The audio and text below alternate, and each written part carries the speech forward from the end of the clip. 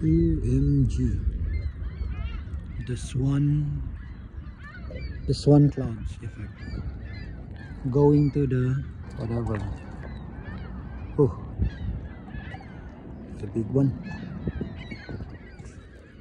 The swan clouds effect. Wala tayo yung mga bagong resmit karon, no? The swan clouds effect. Actually, noise siya, noise. Natulata na ito mo. Ano siya? Ehaw. Nasa itong wala. Ikidag ko itong balod gano'n. Not so much waves.